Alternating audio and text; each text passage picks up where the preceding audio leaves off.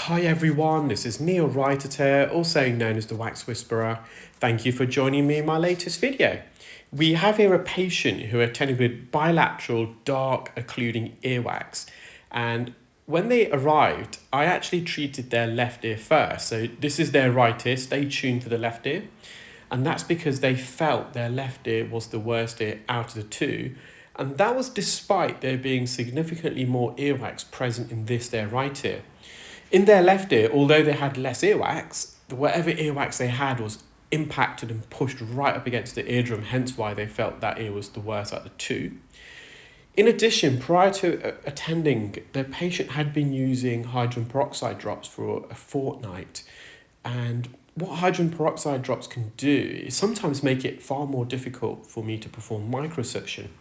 Hydrogen peroxide drops, when it enters the ear, it reacts with an enzyme secreted by the ceremonous glands called perioxidase. And when it reacts with the perioxidase enzyme, hydrogen peroxide is converted into water, and it also liberates into oxygen. And during that transformation into oxygen, we have what we call effervescence. We get mechanical foaming of the oxygen as it's being transformed into that. And during that foaming process, the effervescence, it's believed that the hydrogen peroxide drops helps to break up the membranes of the dead skins that form earwax. So the majority of earwax, believe it or not, is exfoliated dead skin cells. In addition, as hydrogen peroxide drops converts into water and oxygen, that water is absorbed by the dead skin cells that form up earwax. So skin cells are hydrophilic, they attracted to water, they absorb the water.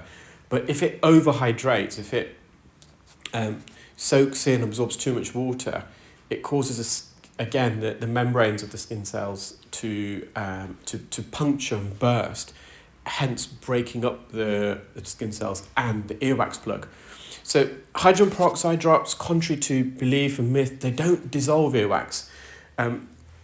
For me, when the word dissolves means that whatever substance is there is completely eradicated, it's no longer present. So earwax is still in the ear when you use hydrogen peroxide drop, but it breaks it up. But when it does break it up, because it's macerating the skin cells and it's causing it to be really softened, it turns mushy and quite difficult to remove at times. So in both cases, you are going to see some residual sticky wax coating and staying in the ear canal wall. Non-significant, you can see that here, so I'm just hovering over it. If I can get it, brilliant. If not, I'm not too concerned. Again, a kind of a myth is that earwax is bad for us. Earwax is actually very healthy for us, and to some degree, all of us possess some earwax. Our bodies have evolved over millennia to develop earwax, and that's to help protect the skin that lines the ear canal. So the skin that lines the outer third of the ear canal, it's protecting the underlying cartilage, and the skin that lines the inner 2/3 of the ear canal is designed to help protect the underlying bone.